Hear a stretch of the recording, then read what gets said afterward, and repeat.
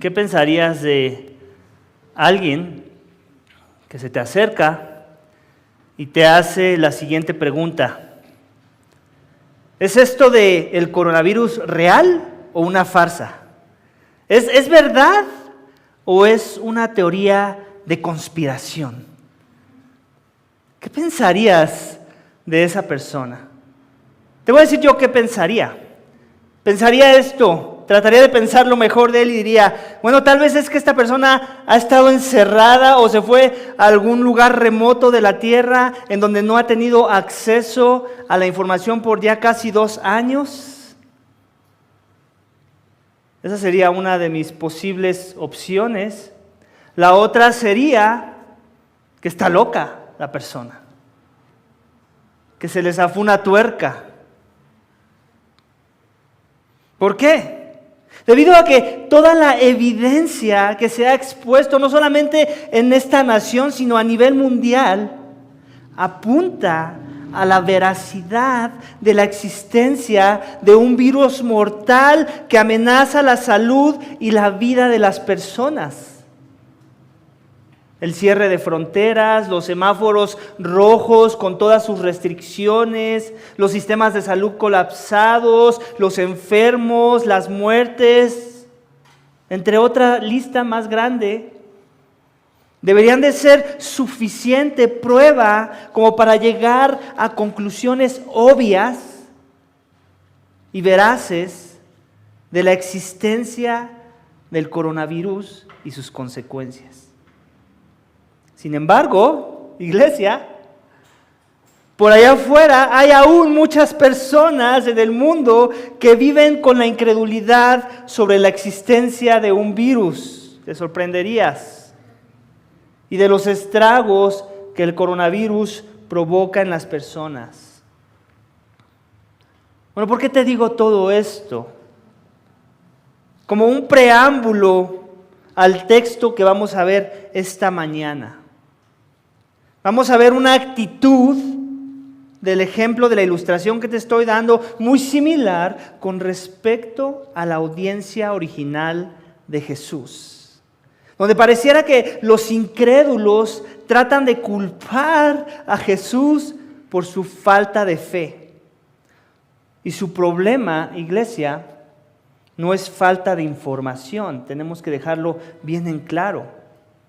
Ya han visto, ya han escuchado suficiente como para saber quién es Jesús y cuál es su misión en esta tierra. Sin embargo, muchos aún viven escépticos de la identidad de Jesús. Y lo quieren etiquetar como un impostor, una farsa, una prueba falsa de la verdad. En capítulo 2, si recuerdas, vamos a hacer una recapitulación de todo lo que hemos venido viendo hasta el final del capítulo 10. Jesús convirtió el agua en vino. Después de eso se fue a Jerusalén. ¿Y recuerdas qué pasó cuando entró al templo? Volteó las mesas, mostrando el celo que él tenía por la casa de su padre, que debía ser casa de oración. Mostrando así la profecía que habla del Mesías y el celo del templo que tenía por él. Capítulo 3, Juan el Bautista testifica sobre Jesús como Mesías y de su ministerio. Él dice que él era para guiar a todos a Jesús, que él debía menguar y que Jesús debía crecer. En capítulo 4, Jesús sanó al hijo de un oficial solo con pensarlo, sin ni siquiera tenerlo frente a sus narices.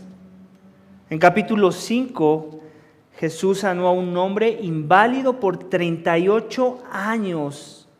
Llamó a Dios su Padre, se adjudicó el título de Hijo del Hombre, que es un título también mesiánico, que ya habíamos comentado, que lo podemos ver en el libro de Daniel, capítulo 7, de uno que es soberano, ante quien todo mundo se va a postrar un día. En capítulo 6 vemos cómo Jesús hace el milagro de alimentar a 5,000, incluyendo sus familias, o sea, más de 5,000 personas. Cruzó de manera poco convencional las aguas, caminó sobre ellas y cierra el capítulo atribuyéndose títulos del pan de vida y nuevamente el Hijo del Hombre. En capítulo 7, en la fiesta de los tabernáculos, ¿recuerdas? Jesús aplicó un pasaje mesiánico que encontramos en Isaías 55 a su persona. E imploró a las masas venir a Él para recibir el don del Espíritu Santo, un don que solo el Mesías podía otorgar. En capítulo 8, en la misma fiesta de los tabernáculos, Jesús se atribuyó otro pasaje mesiánico de Isaías capítulo 4, donde promete la luz de la vida a todo aquel que camina en tinieblas. En capítulo 9, Jesús sana a un ciego de nacimiento. En capítulo 10, Jesús se atribuye las promesas mesiánicas de la venida de un buen pastor y deja en claro que Él cumple ese perfil. Y en caso de que no fuera suficiente, Jesús les menciona que había sido enviado por su Padre y que había venido a hacer las obras de su Padre. De forma, iglesia, que el problema de los incrédulos en el texto, hasta este momento del pasaje de hoy, no es ignorancia intelectual, sino ignorancia espiritual. No han querido entender lo que dice el título de mi mensaje esta mañana, que Jesús es el Cristo, el Hijo de Dios. Jesús es el Cristo, el Hijo de Dios. Que es básicamente, iglesia, una presunción que ya vimos en el primer mensaje de esta serie del capítulo 20, versículos 30 al 31 de Juan. ¿Recuerdas? Que Juan dice que muchas cosas se pudieron haber escrito de Jesús, pero estas que Él recopiló, estas que Él nos ha dejado en su Evangelio, espera que sirvan el propósito de que entendamos que Jesús es el Cristo, el Hijo de Dios. A este punto, la audiencia original ya debía haber llegado a esa conclusión. Pero la razón por la que muchos de la audiencia de Jesús y aún la audiencia de nuestros días no ha querido creer en esta verdad es porque no son de sus ovejas de Jesús. Esa es la respuesta, no son sus ovejas. Mi mensaje, iglesia, esta mañana tiene 3 énfasis. Los 2 primeros nos van a ayudar a reafirmar todo lo que Jesús ha venido diciendo sobre su persona, con su vida, con sus palabras. ¿Con qué esperanza? Con la esperanza de que si eres oveja, tu convicción en la identidad de Jesús sea reafirmada, tu fe sea fortalecida. Pero también con la esperanza de que si aún no te ha sido revelado que eres iglesia, entonces tu incredulidad se convierta en gozo cuando descubras tu necesidad de Jesús como el Cristo, como el Mesías, el Hijo de Dios que vino a dar tu alma. El último énfasis del mensaje esta mañana es una exhortación para creer, para morir a la incredulidad y vivir en la fe.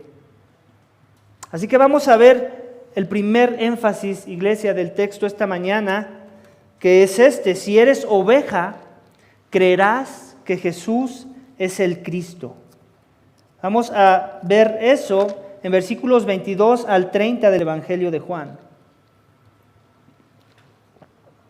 Si eres oveja, tú creerás que Jesús es el Cristo. Creerás, es una afirmación. No hay duda de que eso va a suceder. Vamos a leer el pasaje nuevamente, versículos 22 al 30. Dice: en estos días se celebraba en Jerusalén la fiesta de la dedicación. Era invierno y Jesús andaba por el templo de Salomón. Entonces los judíos le rodearon y le decían: ¿hasta cuándo nos vas a tener en suspenso? Si tú eres el Cristo, dínoslo claramente. Jesús les respondió: os los he dicho y no creéis. Las obras que yo hago en el nombre de mi Padre, estas dan testimonio de mí. Pero vosotros no creéis porque no sois de mis ovejas. Mis ovejas oyen mi voz, y yo las conozco. Yo les doy vida eterna, y jamás perecerán, y nadie las arrebatará de mi mano. Mi Padre que me las dio es mayor que todos, y nadie las puede arrebatar de la mano de mi Padre. Yo y el Padre somos.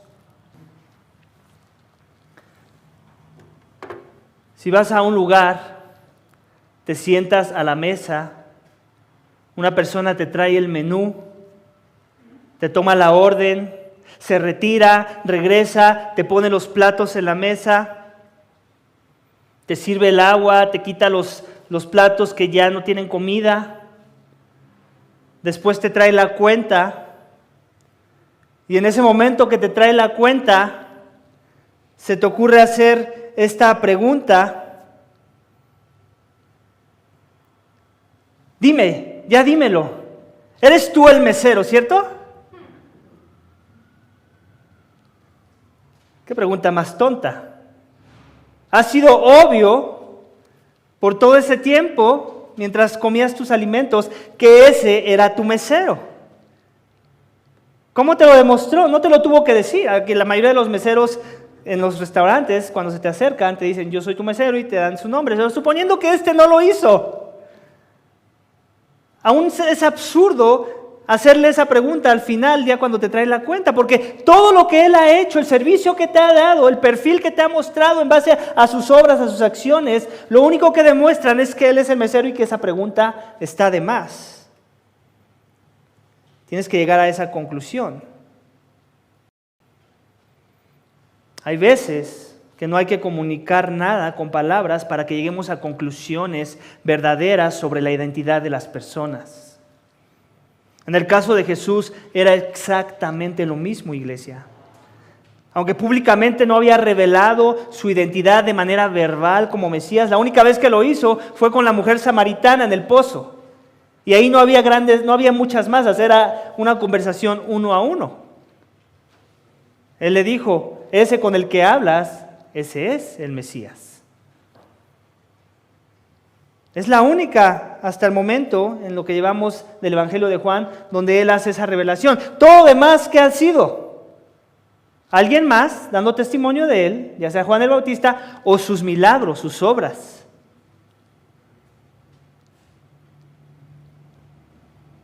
Sin embargo, como veremos en el texto, le hacen preguntas absurdas. Absurdas, que revelan la ceguera espiritual de la audiencia original, de aquellos que lo rodean con sus preguntas.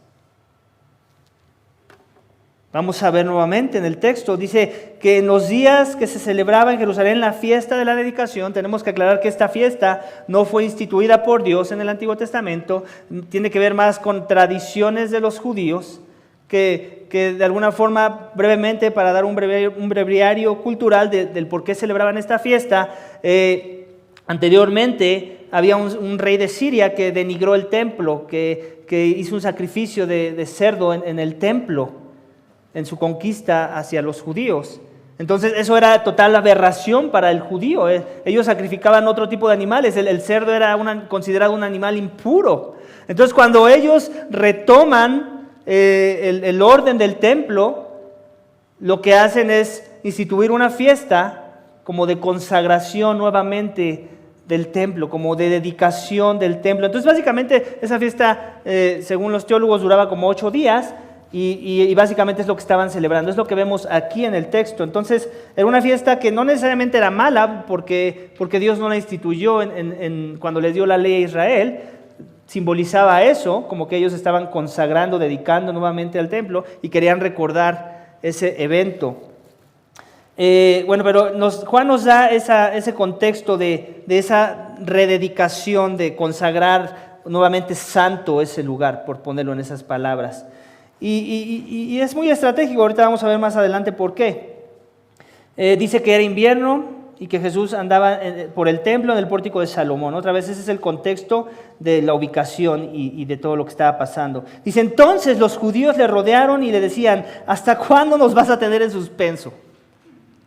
Jesús, ¿eres tú mi mesero o no?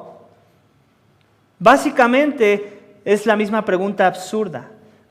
Y sí que me gustaría puntear que el hecho de que le estén rodeando, en el original, lo que leí en uno de mis comentarios, habla, cuando usa esa palabra del original que se traduce aquí como que lo rodearon, se usa normalmente del contexto en donde hay agitación, en donde hay oposición. Entonces, no se te ocurra pensar que ellos están viniendo de veras con un corazón muy sincero y humilde a postrarse ante Jesús, y es que Él les contesta que sí es. En realidad están buscando una forma de provocarlo, de hacerlo caer, como ya hemos visto en otras partes, para entonces poder acusarlo y condenarlo. Recordemos que el pueblo de Israel vivía bajo el dominio soberano de Roma, y los que tenían el derecho de poner a alguien a muerte eran los romanos. Ellos tenían que pedir permiso a Roma para ejecutar a una persona. Básicamente lo querían hacer caer, lo querían atrapar con artimañas. Entonces lo rodean y le hacen esta pregunta absurda: ¿hasta cuándo nos vas a tener en suspenso? La pregunta también transmite otra cosa.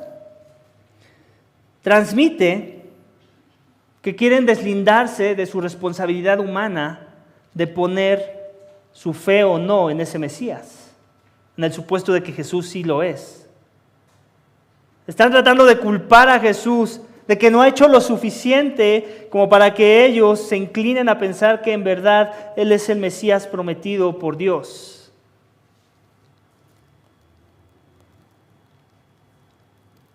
Luego le dicen: ¿hasta cuándo nos vas a tener en suspenso? Si tú eres el Cristo, dínoslo claramente. Creo que ya se los dijo, ¿cierto?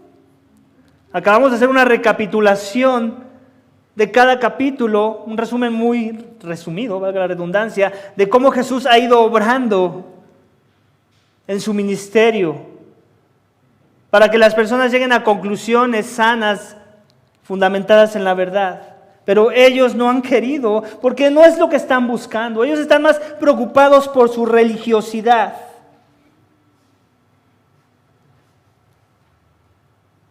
Por la ley de Moisés, por guardar el aparentalismo religioso de nuestros días. Ellos están esperando no un Mesías manso y humilde que viene a entregar su vida por los pecadores, porque nuestro más grande problema no es la represión de un imperio romano. Nuestro más grande problema no es la represión de un virus mortal en nuestro contexto, sino es nuestro pecado, lo que hay en los corazones de los hombres. Pero ellos no querían escuchar de ese tipo de Mesías. Ellos querían un libertador, ellos querían un superhéroe, alguien que iba a venir con la espada desenvainada a cortar la cabeza de los romanos. Pero no era ese tipo de Mesías el que venía a representar Jesús. Jesús les respondió, versículo 25: os los he dicho y no creéis. Las obras que yo hago en el nombre de mi Padre, estas dan testimonio de mí. Las obras de Jesús, iglesia, son las obras de Dios mismo. Estas son como su tarjeta de presentación. Él no necesita decir: soy tu mesero, soy tu siervo, soy el siervo prometido, el siervo sufriente que Isaías profetizó. Su testimonio, sus obras, sus milagros, sanar a los ciegos. Más adelante en el siguiente capítulo vamos a ver que Él resucita a los muertos. ¿Quién tiene ese poder si no viene de Dios? Había que llegar a esas conclusiones lógicas de su identidad y ellos no estaban dispuestos a reconocerle aún.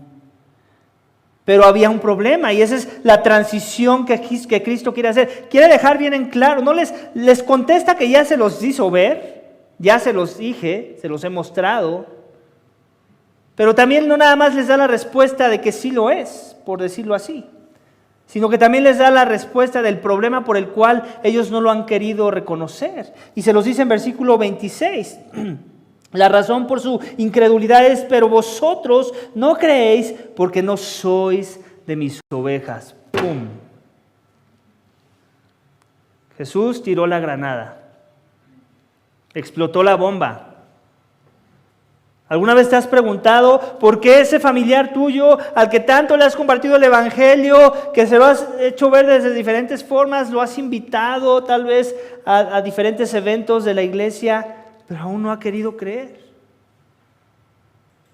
Has hecho tu mejor esfuerzo de dar una explicación del Evangelio, de la necesidad del Evangelio en nuestras vidas, de la salvación que todo ser humano necesita, y no ha querido creer. O dice que cree, pero cree en sus términos y no en los términos de Jesús. Bueno, pues muy probablemente esa persona no es una oveja de Jesús. La Biblia no tiene ningún problema en hacer ese tipo de declaraciones. La elección soberana de Dios sobre las almas que merecían la muerte. Tenemos que empezar por ahí, para que entendamos que tampoco nosotros deberíamos tener ningún problema en enseñar estas verdades. Si tú no escuchas la voz del buen pastor, muy probablemente podemos afirmar, por lo menos en el presente, según los frutos que vemos, que más bien no eres una de sus ovejas. Ahí radica el problema. Eso no les quita su responsabilidad humana. Tenemos que aclarar que hay una tensión que la Biblia nos deja ahí bien puesta para que no la perdamos de vista cuando Dios hace un llamado al arrepentimiento a toda criatura, a todo hombre y mujer. No quiere que perezcan, que vengan al arrepentimiento. Pero por otro lado está esta otra verdad de que sus ovejas escuchan su voz. Versículo 26. Pero vosotros no creéis, tiene que ver con la fe, porque no sois de mis ovejas. Mis ovejas oyen mi voz, versículo 27, y yo las conozco y me siguen. ¿Te das cuenta de esa relación íntima que existe entre Jesús y sus ovejas? Tiene que ver con intimidad, no nada más es conocimiento intelectual. Ya hemos hablado mucho de eso. El intelectualismo religioso ha inundado la iglesia de Cristo. Hemos academizado la fe, y no estoy diciendo que no hay mucha academia en la fe, o que no hay mucha lógica en la doctrina. Lo que estoy diciendo es que a veces damos un énfasis más alto a la doctrina que a la verdadera transformación del corazón. Alguien que ha sido transformado por la verdad del Evangelio, por la verdad de la palabra de Dios, oye la voz de Jesús, conoce a su Creador, contempla a su Salvador y le sigue. El acto de seguir a Jesús ya trae implícito obediencia a su palabra. Jesús no me dice: hey, vamos por acá, y yo camino al lado opuesto si soy una de sus ovejas. Es al revés. ¿Dónde está mi maestro? Escucho su voz, para allá voy. Sigo sus pasos, me humillo ante su presencia. Camino en sus estatutos. Y luego dice: yo les doy vida eterna y jamás perecerán y nadie las arrebatará de mi mano.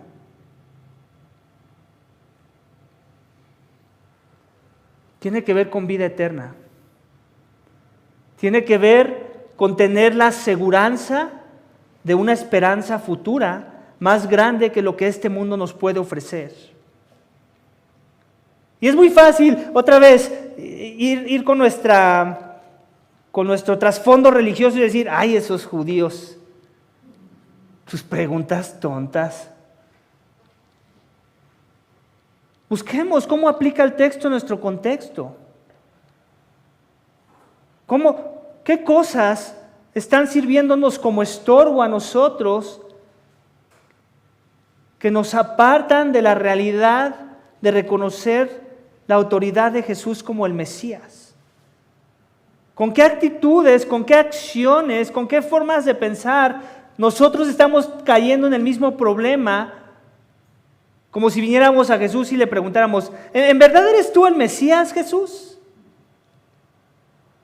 Te voy a poner una ilustración para que se entienda lo que estoy diciendo. Tú puedes decir: no, es que yo soy salvo, yo ya reconocí que es el Mesías. Bueno, ¿cómo te fue esta semana en ese reconocimiento? Tal vez hay algún aspecto de tu vida que se está convirtiendo más en tu Mesías que lo que es Jesús, que lo que Él ya hizo, que su obra redentora, que lo que Él ya ganó por ti, que el estatus que Él te ha dado ante la presencia de su Padre. Eso tal vez en lo que tú estás encontrando más gozo o esperanza. Tal vez ese trabajo, tal vez ese préstamo, tal vez esta relación con XY persona que se está convirtiendo en tu Mesías y que entonces ahora está contendiendo por la supremacía del verdadero Mesías. Ese algo que te distrae, en lo cual estás poniendo tu esperanza, tal vez es la vacuna del COVID, no te la han puesto y tu esperanza es que ahora sí te la pongan. Tal vez es que ya veas en las noticias que ya no están colapsados los sistemas de salud, que ya te puedes quitar el tapabocas. Esa es tu esperanza, ahí está tu Mesías. ¿Te das cuenta cómo podemos ser tan religiosos, juzgar a los religiosos del texto y olvidarnos de aplicar el texto a nuestras vidas? ¿Cómo yo estoy haciendo las mismas preguntas absurdas? ¿Cómo no estoy reconociendo la realidad de lo que Cristo ya hizo por mí? ¿Qué cosa se está convirtiendo en mi Mesías esta mañana? Que me distrae, que me aparta de estar buscando la presencia de Jesús, de estar buscando su rostro, de estar buscando las cosas de arriba, de estar buscando morir al pecado, arrepentirme de mi pecado, vivir el Evangelio.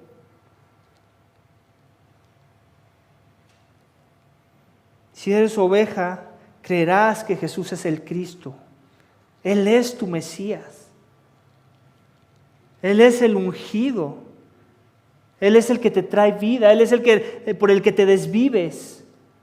Él es lo que quieres comer, lo que quieres respirar, lo que quieres tocar, Cristo, iglesia. ¿Cómo fue tu relación con Cristo esta semana?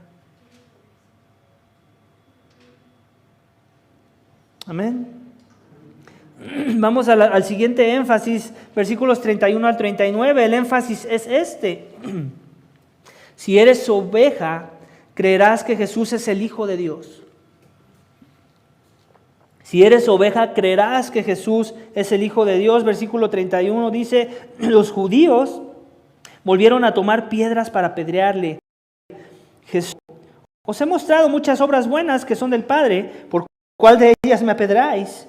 Los judíos le contestaron, no por ninguna obra buena, sino por blasfemia, y porque tú siendo hombre te haces Dios. Jesús les respondió, ¿no está escrito? Yo dije, ¿sois dioses? Si aquellos a quienes vino la palabra de Dios los llamó dioses, y la escritura no puede ser violada, a quien el Padre santificó y envió al mundo, vosotros decís blasfemas, porque dije, yo soy el Hijo de Dios. Si no hago las obras de mi Padre, no me creáis. Pero si las hago, entonces, aunque no me creáis, creed las obras para que sepáis y entendáis que el Padre está en mí y yo en el Padre. Por eso procuraban otra vez prenderle, pero se les escapó de entre las manos.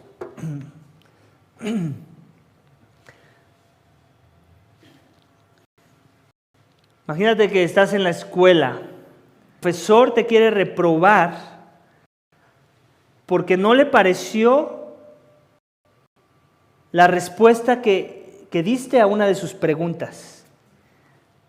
Entonces, en tu defensa, le traes a la atención que esa respuesta que le diste es una cita del libro que él recomendó al inicio del curso,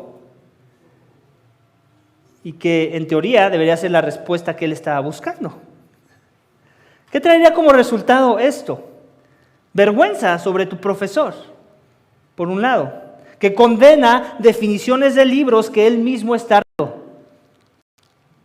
Esto te ayudaría a vindicar tu respuesta y a exhibir a tu maestro en su intento por quererte reprobar injustamente. En esta sección, iglesia, que acabamos de leer, Jesús va a hacer algo similar. donde él va a usar una cita de un pasaje del Antiguo Testamento en Salmo 82, lo puedes anotar si quieres para que después lo vuelvas a leer, Salmo 82, en 6 y 7, aunque en realidad tendríamos que leer todo el Salmo para entender el contexto, para dejar ver a su audiencia opositora que ellos mismos no están familiarizados con cómo Dios en el Antiguo Testamento usó el adjetivo de hijo para atribuirlo al pueblo de Israel. Jesús usará esto para dejarles ver su ignorancia por un lado y por otro lado la relevancia de su identidad cuando Él mismo se atribuye este título como el auténtico Hijo de Dios, quien vino a mostrar en su encarnación la perfecta justicia del Padre, quien vino a reemplazar al Israel terrenal que hizo las cosas mal y tomar su lugar de una manera perfecta donde no había pecado. Vamos al pasaje, iglesia, Salmo 82, vamos a leer desde el versículo 1 para que entendamos un poco el contexto, aunque te animo a poner especial atención a versículos 6 y 7, que es básicamente lo que Cristo está trayendo a la atención en nuestro texto de Juan. Dice, Salmo 82, versículo 1, Dios ocupa su lugar en su congregación, Él juzga en medio de los jueces. ¿Okay? Entonces Dios juzga. Él ocupa su lugar, Él está sentado en el trono, Él es el juez de jueces, pero Él ejerce ese juicio por medio de jueces humanos. Luego dice esta pregunta, ¿hasta cuándo juzgaréis injustamente y favoreceréis a los impíos? Es una reprensión, es una pregunta con tono de reprensión. Luego dice, defended al débil y al huérfano. Haced justicia al afligido y al menesteroso, rescatad al débil y al necesitado, libradlos de la mano de los impíos. Como diciendo, haz bien tu trabajo. Esto es lo que deberías estar buscando hacer. Luego dice, no saben ni entienden, caminan en tinieblas, son sacudidos todos los cimientos de la tierra. Y aquí es la parte donde quiero que pongas atención. Yo dije, este es Dios hablando, vosotros sois dioses y todos sois hijos del Altísimo. Esta es la cita que Cristo está trayendo a la atención en el contexto de Juan que estamos leyendo hoy. Sin embargo, como hombres moriréis y caeréis como uno de los príncipes. Levántate, oh Dios, juzga la tierra, porque tú posees todas las naciones. ¿Te das cuenta? Aquí está Dios básicamente usando el título de Israel como sus hijos. ¿En qué sentir? En que ellos estaban sirviendo como un instrumento de Dios para dar juicio correcto a las situaciones donde se requería justicia. Ellos de alguna forma estaban emulando el carácter de Dios en su carácter de jueces. Aquí le está hablando a los jueces de Israel. Y les está hablando como si fueran sus hijos, como diciendo, así como el Dios de los cielos juzga, ustedes juzguen. Como el Hijo el Padre, por decirlo así. En ese sentido lo está usando el texto. Por eso les llama dioses, porque solamente Dios tiene el derecho de juzgar. Sin embargo, cuando Él elige un instrumento para ejercer juicio sobre situaciones, Él no tiene ningún problema de hacer por decirlo así, una frase metafórica, así de que estás jugando la función de Dios al juzgar. Y por eso les llama sus hijos. Entonces te das cuenta, es en ese contexto en el que Jesús está trayendo la atención la escritura, el texto que Dios inspiró, el cual su oposición tanto defiende, para decirles, miren, aquí Dios lo usó, en este contexto de hablar de los jueces terrenales de Israel. ¿Por qué les sorprende tanto que yo diga que soy hijo de Dios? ¿Por qué le llaman blasfemo a mi declaración? ¿Por qué? Y te das cuenta que Jesús no hizo retirada inmediata. Dice que en versículo 30 dice, en 31, los judíos volvieron a tomar piedras para apedrearle. Hemos visto en otras ocasiones que lo que hace Jesús es escabullirse en cuanto empiezan a apedrearle, ¿cierto? O cuando ve la intención de que lo quieren apedrear. En este caso Jesús se planta y les dice esto. Os he mostrado muchas obras buenas que son del Padre, ¿por cuál de ellas me apedráis? Los confronta, Les hace ver que ellos están, la hipocresía de sus corazones, cómo ellos están más interesados por la religiosidad de sus corazones que por las obras que Cristo ya les ha mostrado, los milagros, que solamente pueden venir de alguien que fue enviado por el Padre, que solamente pueden ser patrocinados por la deidad misma. Básicamente les está acusando. ¿Por qué obras que el Padre me ha permitido hacer en su nombre, me quieres matar? Estás más afanado en castigar a un inocente por las obras de Dios que en reconocer su verdadera identidad. Estás más afanado por proteger tus tradiciones, tus costumbres, tu cosmovisión de la fe y de la teología, que en reconocer la verdad que tienes frente a tus narices. Los judíos le contestaron: no te apedreamos por ninguna obra buena, sino por blasfemia, y porque tú siendo hombre te haces Dios.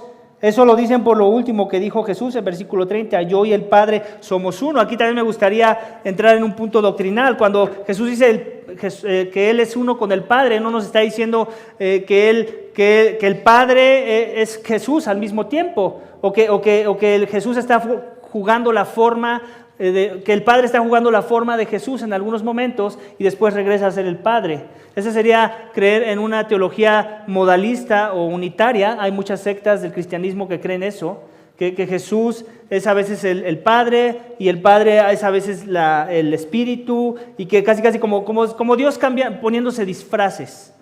No es lo que está tratando de decir. ¿En qué sentir nos está diciendo el texto que Él y el Padre son uno? Bueno, pues en esencia, por un lado; por otro lado, en propósito, en voluntad. En ese sentido es que Jesús está hablando, no en un sentir modalista, unitario, que es herético. Y más adelante lo vuelve a reafirmar, lo vamos a ver ahorita. Pero básicamente los judíos entienden muy bien que Jesús es Dios. Bueno, se está adjudicando ese título. Pero lo que no entienden es el tipo de Dios que Él es. Ellos más bien lo están viendo como: tú te quieres proclamar un Dios al lado de nuestro Dios, como un Dios que está compitiendo con Jehová. Esa es la acusación que ellos están haciendo. De forma que no están entendiendo el tipo de Dios que Él es, el Dios trino que se vino a revelar. No es en ese sentir que ellos lo están asimilando y por eso lo ven blasfemo, porque aún ni siquiera entienden este concepto de la Trinidad que nosotros sí podemos entender gracias a que el Espíritu Santo avivó en nuestros corazones y que Dios nos dio más revelación de lo que ellos pudieron obtener. Pero básicamente esa es la acusación y por eso lo quieren matar.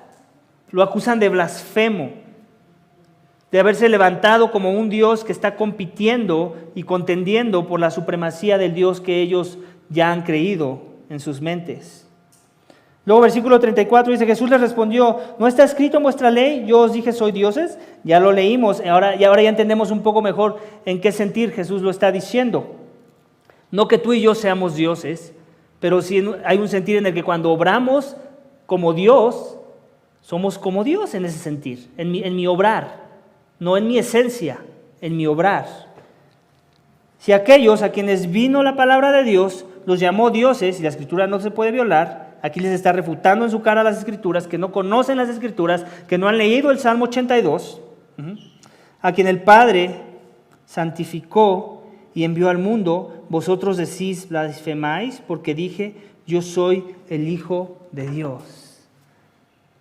Ahí está, porque es instructivo que Juan ocupa el evento de la fiesta de la dedicación, donde es una celebración de santificar, de retomar nuevamente las cosas sagradas del templo, y le está diciendo: ustedes están tan enfocados en celebrar sus fiestas cuando yo soy el que en verdad trae santificación a las almas. Yo soy el que en verdad viene a limpiar toda la asquerosidad que vengo a encontrarme cuando habito entre los hombres. El Padre que me envió, Él me santificó. Y yo vengo a servir la función de santificar todo lo que toco. Vosotros decís que blasfemáis porque yo dije soy el Hijo de Dios. porque yo usé algo que Dios mismo atribuye al pueblo de Israel, a sus jueces en el Antiguo Testamento. Eso es hipocresía. Amén. Entonces Jesús ocupa su Biblia muy bien. Él conoce muy bien su Biblia. Y es así como da una defensa a las acusaciones de blasfemia. Versículo 36 dice: si no hago las obras de mi Padre, no me creáis. Pero si las hago, aunque a mí no me creáis, creed las obras para que sepáis y entendáis que el Padre está en mí y yo en el Padre. Entonces te das cuenta otra vez, Jesús está haciendo alusión a cómo las obras deberían de ser un instrumento suficiente para que ellos consideren la verdad de que Jesús es en verdad el Mesías prometido. Él está diciendo: mira, si quieres no creas mis palabras, con todo y que mis palabras son muy convincentes, ya te lo estoy demostrando, pero cree por lo menos mis obras, ¿no? O sea, ¿quién puede hacer obras como las que yo he hecho hasta el momento? ¿Quién abre los ojos de los ciegos? ¿Quién sana a un paralítico de nacimiento? ¿Quién, más adelante, vamos a ver, resucita a los muertos con Lázaro? Solamente uno que viene de Dios. Solamente uno que encarna la justicia de Dios. Solamente uno que revela el poder de Dios tiene el derecho de adjudicarse los títulos de Dios. Ellos no han querido ver cómo Jesús es la deidad y la relevancia de esa verdad en sus vidas. Hasta este punto, iglesia, todas las obras que Jesús ha demostrado tienen el propósito de reforzar la credulidad en la obra más grande que después va a ser, donde Él mismo va a resucitar. Estas obras simplemente son el cúmulo de la obra maestra. La obra en el que cualquiera que no está enterado de las demás obras, pero niegas esta, o si aceptas todas las demás obras, pero niegas la resurrección, la muerte y resurrección de Cristo, entonces de nada te sirve haber creído todas las demás. Este es como un cúmulo de ideas. Es como una bola de nieve que empieza con el milagro de convertir el agua en vino, y conforme va rodando sobre la colina se va haciendo más grande y estalla en una avalancha cuando vemos la resurrección de Cristo al final del Evangelio. De forma que esa es la exhortación del sermón esta mañana. Jesús es el Cristo, dice Juan, el Mesías prometido, la esperanza para que el hombre pueda tener reconciliación con Dios. Él es el Hijo de Dios, Él es la deidad encarnada. Él es aquel el cual Dios envió para mostrarnos su misericordia, su amor, su compasión, su nivel de compromiso con la salvación que Él propuso desde tiempos antiguos. Tenemos que llegar a esas conclusiones, pero no nada más meramente mentales, meramente intelectuales. Esas conclusiones deben de provocar un impacto en nuestras vidas que nos lleven a la transformación. El que el Hijo de Dios, el Dios hombre, murió en mi lugar por causa de mis pecados, por causa de mi rebelión, porque yo era un rebelde que no buscaba a Dios en los términos de Dios. Y a pesar de eso, Cristo vino a mostrarme su amor, llevando el castigo que yo merecía en una cruz, llevando la vergüenza, llevando la ira de Dios. La misma ira de un Dios santo que está irado en contra del pecador. Cristo la llevó. Y no nada más eso, no nada más Dios me declara justo cuando creo en esa verdad, sino que Cristo resucitó de entre los muertos, mostrando así que Él es la vida en verdad. Que Él es la vida de la que Él está hablando en el texto. Les dice esto en versículo 28, yo les doy vida eterna. Está hablando de que Él es la vida eterna. Y nadie va a arrebatarnos de las manos de ese tipo de redención. ¿Te trae confianza esto? ¿Te conforta Saber que si en verdad has creído, no hay nada que te pueda arrebatar de las manos de Jesús.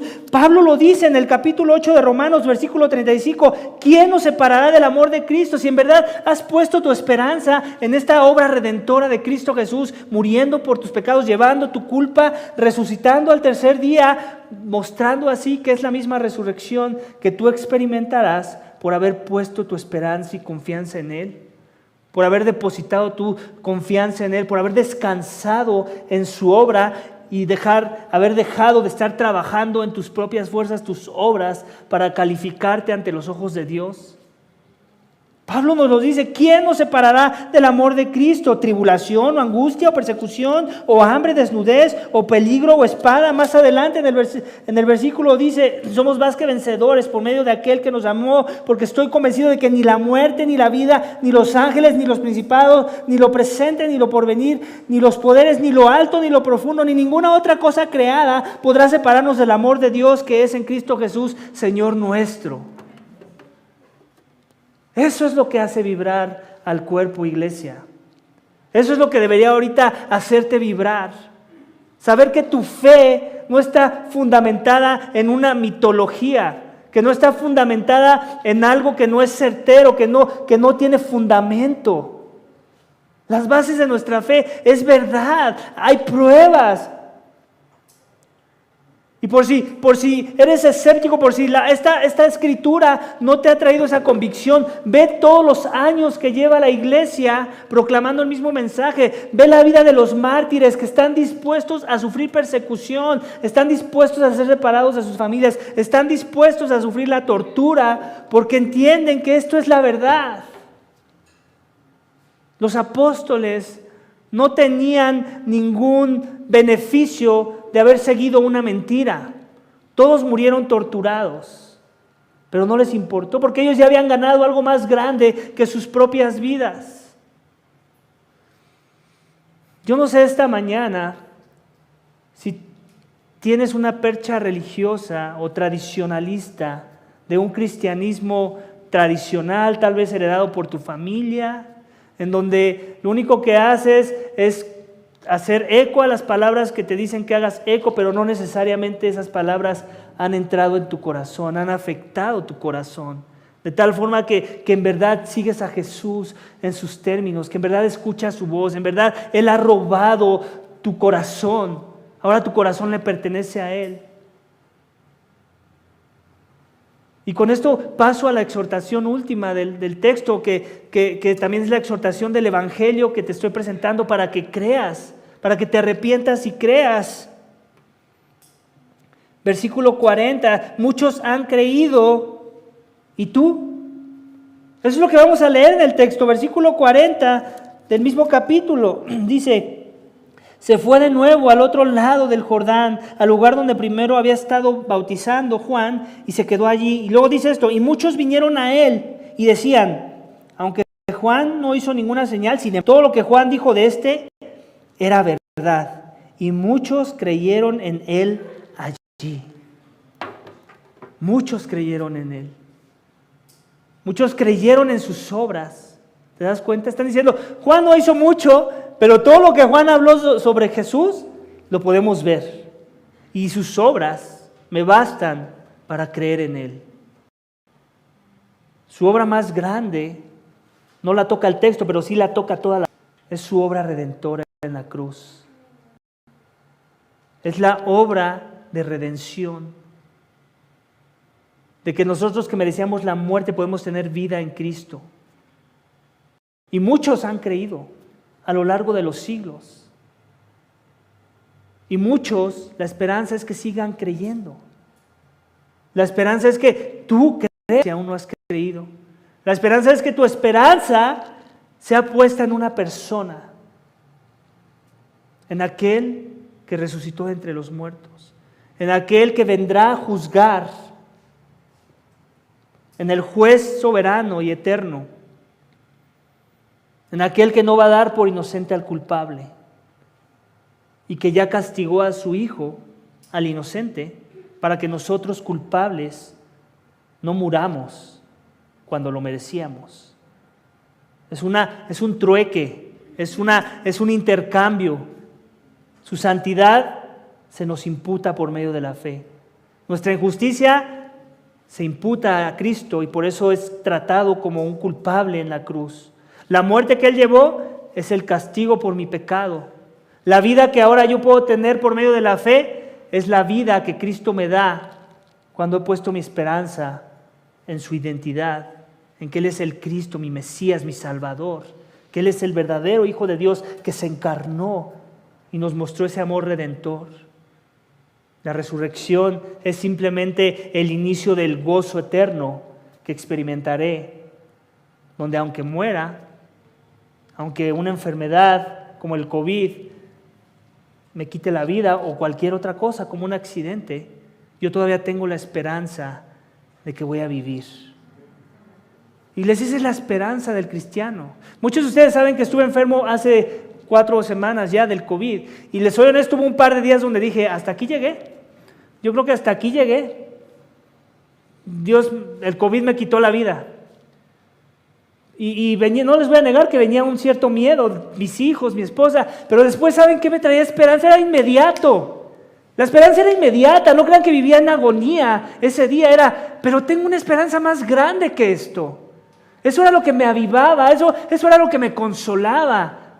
El saber que iba a estar ante la presencia de algo mejor, el saber que mi Dios soberano, que iba a permitir que mi vida fuera fulminada en ese momento, tenía mejor cuidado del que yo pudiera tener de mis circunstancias horizontales. Y eso me consolaba. Y eso removía todo miedo. Y eso me permitía tomar decisiones como la de volver a abrir. Porque no se trata de esta vida, iglesia. Se trata de creer en verdad. En verdad creer, en verdad estar dispuestos a arriesgarlo todo, porque Él es digno, porque Él ya lo hizo todo, porque Él es más grande de lo que nos podemos imaginar. Al principio mencioné en mi ilustración lo absurdo que sonaría la pregunta sobre la veracidad del coronavirus. Mencioné cómo es que la evidencia debería de llevar a cualquier persona que está en sus cabales a la conclusión de que el COVID es real y de que hay que creer en Él. Jesús no solo dejó un legado de mártires, no solo nos dio su testimonio, no solo hizo milagros para que viéramos la veracidad de su identidad, de su existencia. Jesús aún sigue obrando en los corazones de sus ovejas para transformarlos y darles vida. El Espíritu Santo sigue siendo la prueba que nos ayuda a ver el obrar de Dios en este mundo que vive bajo tinieblas. Por eso la importancia, iglesia, de que nuestro testimonio sea vivo, no solo de palabras, sino de hechos, para que el mundo incrédulo y perdido pueda ver la obra de Cristo en nuestros corazones y entonces su necedad y escepticismo se conviertan en fe y sumisión a la persona de Jesús.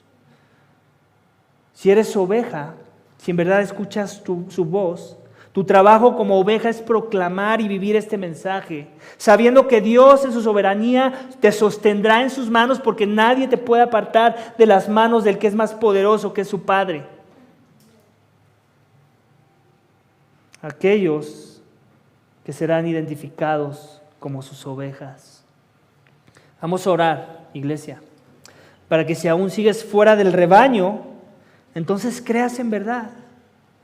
Porque la evidencia es abrumadora. Oremos también para que si genuinamente eres una de las ovejas del rebaño de Jesús, tu fe sea firmada a la luz de lo que aprendimos hoy y que como consecuencia proclames el Evangelio a todo aquel que aún no ha creído para la salvación de su alma. Vamos a orar, iglesia. Padre, te damos gracias por tu palabra. Señor, ayúdanos a no solamente hacer eco a palabras que suenan bien, de declaraciones que son verdad, de decir que Cristo es el Mesías, que Jesús es el Mesías, el Cristo, el Hijo de Dios. No solamente nos ayudes a hacer declaraciones religiosas que nos convienen de que somos tu rebaño, Señor. Ayúdanos a demostrar la veracidad de esa identidad de ser hijos tuyos, adoptados por sangre, por la gracia, por el Evangelio mismo que hemos creído. Ayúdanos a escuchar tu voz, a seguirte, a que el impacto de que Jesús es el Cristo se vea revelado en nuestros corazones, a que el impacto y de la verdad de que Jesús es el Hijo de Dios, que vino a pagar por los pecadores, que vino a morir por los que merecían la muerte, Señor, se vea reflejado en una vida que glorifica tu nombre, Señor, que revela que en verdad hemos creído por nuestros frutos, Señor. Sabemos que la salvación no es por obras ni por frutos o por performance, pero también sabemos que el que es salvo obra, muestra mucho fruto y su vida cambia radicalmente, Señor. Sus convicciones cambian radicalmente. Sus miedos transicionan a un miedo más grande, que es el temor de ofenderte, el temor de no estar caminando en santidad, el temor de estar amando más el pecado que a nuestro Redentor. Oh Padre, ayúdanos como iglesia a creer como Juan dice que quiere que creamos, que sea una declaración fundamentada en la verdad, en la realidad de una transformación que vino por medio del Espíritu. Padre, yo ruego por cada uno de mis hermanos, por mí, por mis hijos, por todo aquel que vive bajo el ministerio de la palabra, que viene a la iglesia semana con semana, Señor, que no sea un ejercicio religioso, vano, que solo alimenta el ego y apacienta las conciencias de los pecadores, sino que sea un ejercicio de amor, en donde venimos porque estamos sedientos de ti, porque en verdad hay una sed de tu palabra, de que tú nos llenes de ti, de tu verdad, de que tú nos traigas consuelo por medio de la proclamación de tu palabra, de que tú sigas haciendo un milagro de transformación en nuestros corazones. Padre, yo ruego por ese tipo de fe en la vida de los que escuchan este mensaje, Padre. Síganos guiando, Señor, necesitamos tu gracia, en el poder de tu Espíritu. Te lo pedimos y te damos gracias en el nombre de Cristo Jesús.